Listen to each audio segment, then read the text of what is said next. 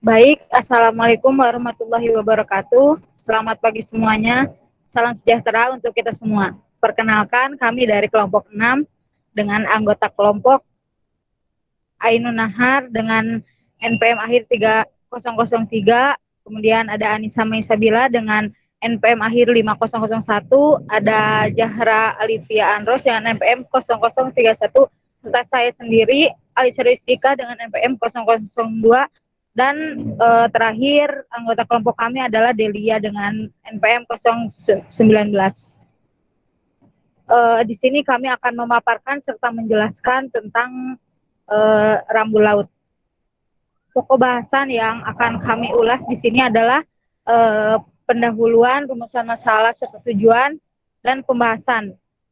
Dalam pembahasan kita akan menjelaskan tentang pengertian rambu laut, fungsi rambu laut, jenis-jenis rambu laut, prinsip penggunaan, dan terakhir adalah bedah jurnal.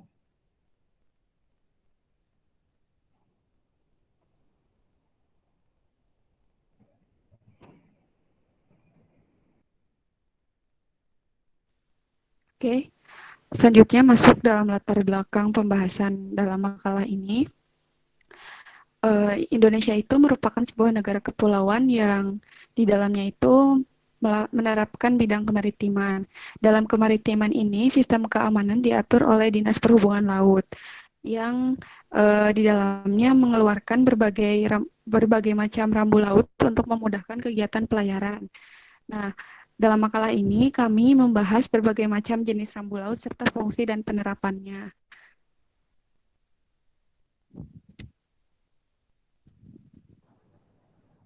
Apa itu rambu laut? Mungkin dari teman-teman penasaran apa arti dari rambu laut. Menurut Peraturan Menteri Perhubungan Nomor 25 Tahun 2011, dijelaskan bahwa sarana bantu navigasi pelayaran menjelaskan tentang pelayaran adalah peralatan atau sistem yang berada di luar kapal yang didesain dan dioperasikan untuk meninggalkan keselamatan dan efisiensi bernavigasi kapal dan lalu lintas kumpul. Adapun dalam KBBI, rambu laut ini digunakan untuk keperluan pelayaran. Dapat dijelaskan bahwa rambu laut ini merupakan suatu tanda atau sebuah penanda agar menghindari terjadinya tabrakan atau kecelakaan pada kapal. Boleh lanjut next step.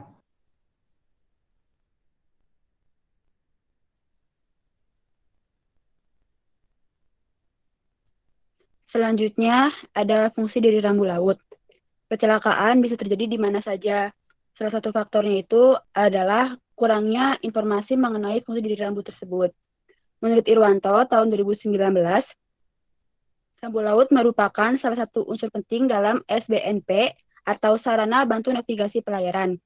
Fungsi dari rambu laut ini adalah, pertama, untuk membantu navigator dalam menentukan haluan dan posisi kapal. Terus yang kedua, ada penuntun kapal agar tidak terjadi kecelakaan. Yang ketiga, sebagai penunjuk kawasan atau kegiatan khusus di perairan. Dan yang keempat adalah penunjuk batas alur pelayaran yang aman. Selain fungsi rambu laut yang dipaparkan oleh Irwanto, ada satu fungsi rambu laut menurut Windiandari tahun 2011, yaitu rambu laut dapat menuntun kapal yang sedang berlayar agar tidak terjadi kecelakaan laut ataupun hal-hal yang membahayakan navigator.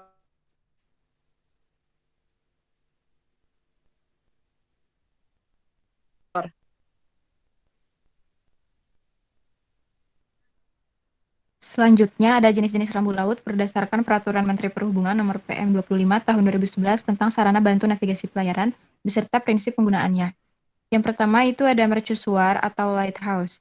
Mercusuar atau menara suar merupakan sarana bantu navigasi pelayaran tetap yang bersuar dan memiliki jarak tampak sama atau lebih dari 20 mil.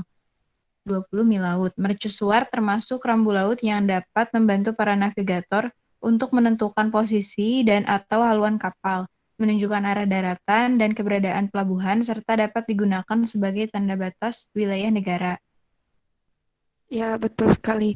Selanjutnya, dalam prinsip penggunaan mercusuar ini, selain digunakan sebagai batas wilayah negara, dia juga bisa digunakan untuk penanda bahwa laut tersebut adalah laut dangkal atau wilayah karang, sehingga kapal-kapal yang sedang berlayar itu tidak karam atau tidak kandas karena terbentur dengan karang. Pada prinsip penggunaannya, biasanya mercusuar itu eh, terdapat lampu di dalamnya dengan berbagai sumber yang berbeda-beda.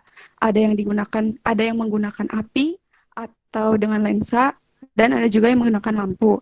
Biasanya mercusuar ini ada penghuninya nih, tapi bukan hantu, melainkan dia yang bertugas dari Dinas Perhubungan Laut yang berada di bawah Kesyah Bandaran atau Dinas Perhubungan ya, seperti yang kita kenal.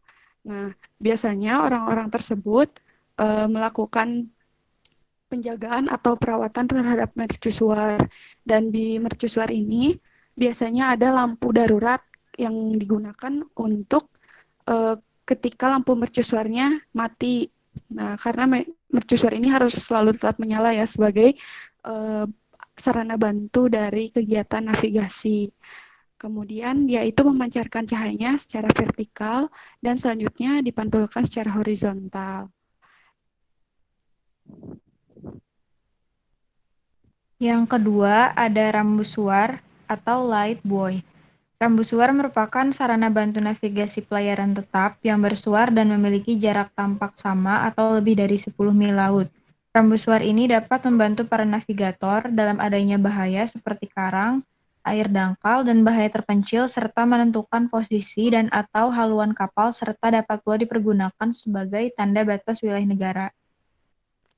Nah, dalam prinsip penggunaannya, rambusuar ini hampir sama dengan mercusuar. Hanya saja, mercusuar itu punya jarak tempuh yang lebih jauh, uh, sedangkan rambusuar ini lebih sedikit. Nah, kalau misalnya teman-teman tahu, di Pangandaran juga ada salah satunya itu di um, Pelabuhan Cikidang. Nah, dia itu ditempatkan untuk sebagai penanda adanya jalan menjorok ke lautan itu. Dia itu ada warna hijau dan warna merah. Yang berarti warna hijau itu kapal harus berbelok ke arah sebelah kanan, dan yang berwarna merah kapal harus berbelok ke arah sebelah kiri. Supaya kapal-kapal itu ketika malam hari dan tidak kelihatan wilayah airnya, dia tidak menabrak jalan yang telah dibangun tersebut.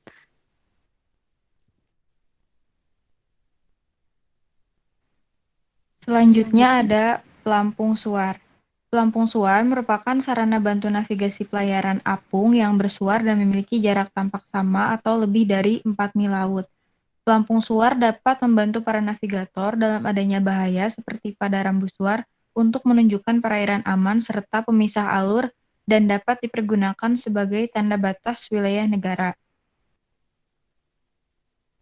Ya, dalam prinsip penggunaannya ini biasanya pelampung suar atau buoy ya, seperti yang kita tahu, para pelaut itu menggunakan istilahnya buoy, dan dia itu punya berbagai jenis yang seperti dijelaskan di bawah ini. Selain itu, selain kita bisa lihat secara langsung buoy ini, dalam peta laut juga kita kalau misalnya lihat ada berbagai tanda buoy biar para navigator itu bisa menentukan arah navigasinya. Selain dilihat dari koordinatnya, mereka juga lihat dari rambu laut yang sudah ada di dalam peta laut itu. Untuk jenis-jenisnya ada buoy cardinal, buoy lateral, isolated danger mark, kemudian special mark, dan safe water mark yang masing-masing punya tujuan dan prinsip penggunaannya itu berbeda-beda. Ya, dilanjut. Yang pertama itu ada buoy kardinal. Buoy kardinal berwarna kuning dan hitam yang masing-masing menunjukkan di mana ada air dalam yang dekat dan tempat yang harus dihindari. Buoy kardinal ini memiliki lampu yang berwarna putih dan berkedip dengan sifat dan pola tertentu. Untuk gambarnya itu bisa dilihat di sebelah kanan, merupakan 4 gambar dari buoy kardinal. Nah, betul sekali Teh Nisa. dalam buoy kardinal ini prinsip penggunaannya, dia itu kenapa ada 4? Dia itu menunjukkan arah. Jadi ada yang selatan, utara, timur, dan barat. Di mana penempatannya itu biasanya selatan ada di sebelah utara, sedangkan yang timur ada di sebelah barat, dan begitu juga sebaliknya. Kenapa demikian? Karena penentuan lokasi tersebut menunjukkan kemana kapal harus berjalan. Misal, yang timur diletakkan di sebelah barat, berarti kapal itu harus berjalan ke sebelah timurnya gitu. Jadi biar sejalan. Nah, di sini ada 4. Nah, untuk yang biasanya itu dibedakan berdasarkan warnanya. Contoh yang paling sebelah kiri itu ada hitam, putih, dan kuning. Ya, hitam, putih, dan kuning. Kuningnya di bawah. Nah, itu tuh menunjukkan bahwa buoy ini kapal itu harus bergerak ke sebelah utara. Yang sebelah kirinya itu menunjukkan buoy yang ada di sebelah selatan, berarti kapal harus bergerak ke sebelah selatan gitu ya. Lanjut di yang sebelah kanannya, dia itu yang bawahnya hitam, atasnya kuning, dan bawahnya atasnya kuning lagi. Itu tuh menunjukkan arah timur, dan yang selanjutnya menunjukkan arah yang barat.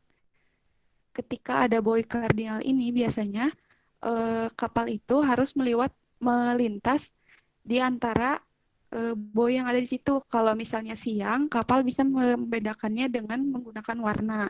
Sedangkan kalau malam, buoy ini bertanda dengan lampu kedipan yang masing-masing buoy ini beda. Contohnya untuk yang utara, yaitu 6 kali berkedip, dan yang kedipan ke-6 itu memiliki tempo yang lebih lama, seperti itu. Selanjutnya ada buoy lateral. Buoy lateral atau pelampung lateral memberikan tanda 2 bagian sisi kanan dan kiri saat kapal akan melewati batas yang sudah diberikan. Buoy lateral ini biasanya berwarna merah dan hijau dan memiliki tujuan untuk mengatur keluar masuknya kapal. Nah, pada prinsip penggunaannya, yang merah itu seperti tadi pada rambu suar yang setelah mercusuar ya.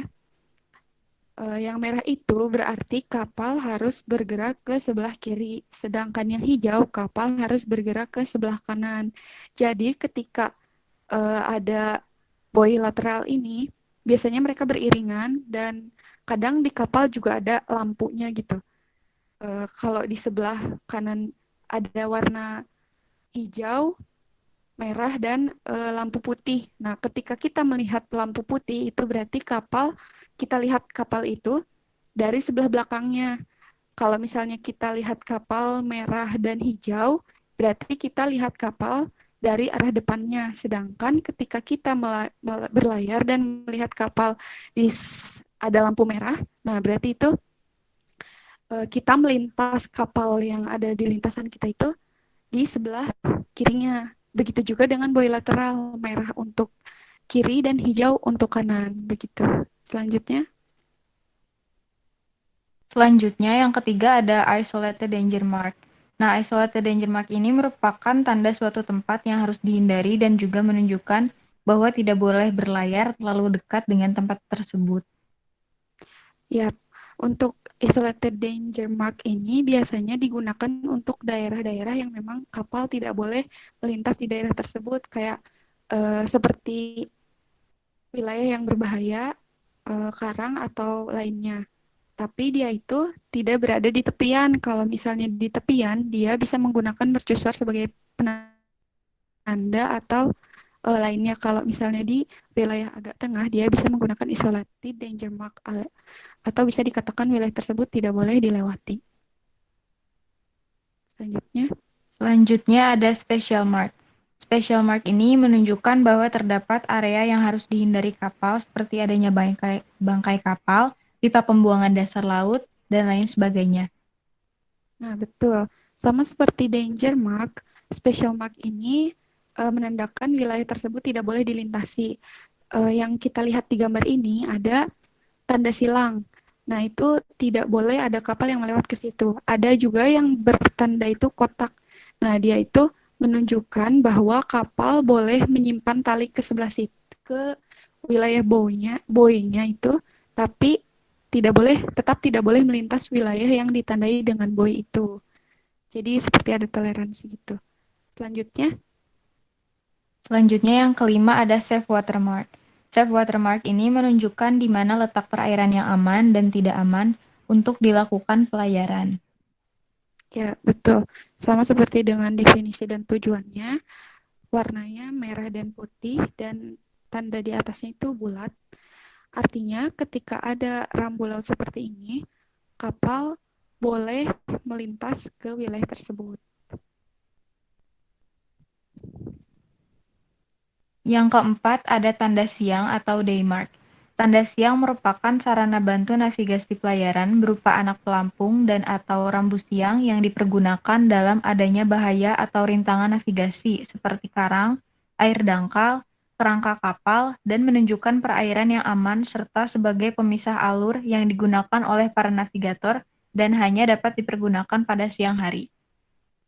Ya, berdasarkan definisinya dan beberapa literatur yang saya baca, bahwa daymark ini sama seperti dengan buoy yang lainnya, tetapi apabila ada tanda daymark ini menandakan bahwa kapal hanya boleh melintas ke wilayah tersebut pada siang hari saja. Ketika malam hari, kapal tidak boleh melintasi wilayah tersebut. Selanjutnya yang kelima ada rambu radio atau radio beacon. Rambu radio merupakan sarana bantu navigasi pelayaran yang menggunakan gelombang radio untuk membantu para navigator dalam menentukan arah baringan dan atau posisi kapal. Ya, untuk rambu radio ini biasanya dia menyatu dengan mesin yang berada di kapal yang nantinya membantu para navigator ini untuk menentukan wilayahnya. Tetapi sistem penggunaan rambu radio ini dia memiliki koneksi dengan satelit gitu. Jadi mengirimkan sinyal dengan satelit. Begitu. Selanjutnya. Yang terakhir ada rambu radar atau radar beacon. Rambu radar merupakan sarana bantu navigasi pelayaran yang digunakan untuk membantu para navigator dalam menentukan posisi kapal dengan menggunakan radar. Ya, betul. Sama seperti dengan rambu radio tadi, dia tujuannya untuk menentukan posisi kapal. Dia juga dibantu dengan satelit dalam proses penggunaannya. Selanjutnya ada bedah jurnal. Dalam jurnal yang pertama ini ada jurnal dengan judul Tantangan Sistem Komunikasi Laut di Indonesia sebagai Faktor Pendukung Keselamatan Pelayaran. Selanjutnya, dalam latar belakang dari jurnal ini, dia menjelaskan mengenai pentingnya sarana transportasi pelayaran karena Indonesia itu merupakan salah satu negara maritim yang menggunakan kegiatan pelayaran sebagai salah satu yang menunjang kegiatan perekonomiannya. Sehingga harus dibahaslah unsur keselamatan pelayaran yang dimana sebelumnya itu telah banyak jumlah kecelakaan kapal yang terjadi dikarenakan sistem komunikasinya yang kurang baik. Selanjutnya, selain itu, alasannya kurang cakapnya tenaga pelaut yang belajar melalui diklat. Dan tingkat kecukupan sarana bantu navigasi. Tujuan dari penelitian ini yaitu untuk mengetahui perkembangan sistem komunikasi di kapal dalam menunjang keselamatan pelayaran di Indonesia sehingga dapat mengurangi kecelakaan di laut. Dalam pembahasannya itu, yang digunakan dalam sistem komunikasi ada yang disebut dengan AIS atau Automatic Identification System. Dalam sistem ini biasanya diterapkan di dalam kapal yang membantu untuk ketika kita bertemu dengan kapal lainnya, membantu dalam proses komunikasi, penukaran ID, posisi, kecepatan, dan data vital dengan kapal terdekat atau pelabuhan melalui sistem ponder start. Nah, ponder standar. Dalam proses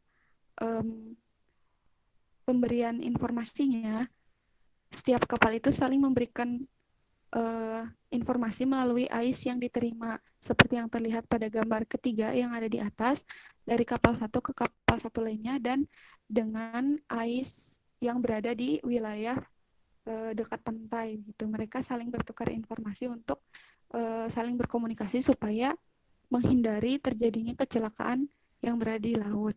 Selanjutnya, dalam AIS ini biasanya itu bentuknya seperti ini yang ada di gambar, yaitu dia memancarkan diagram yang ada di shipboard di kapal seperti itu. Nah, untuk peningkatan keselamatan kapalnya dibahas juga dalam jurnal tersebut. Dalam meningkatkan keselamatan pelayaran biasanya digunakan juga sarana bantu navigasi, juga unsur yang sangat penting dalam keselamatan pelayaran. Sarana ini terdiri dari rambu-rambu laut yang berfungsi sebagai sarana penuntun bagi kapal-kapal yang sedang berlayar agar terhindar dari bahaya navigasi. Stasiun radio pantai juga berguna sebagai sarana bantu navigasi pelayaran untuk memungkinkan kapal-kapal melakukan pelayaran ekonomis. Sebab tanpa instrumen ini, kapal harus melakukan pelayaran memutar guna menghindari bahaya navigasi.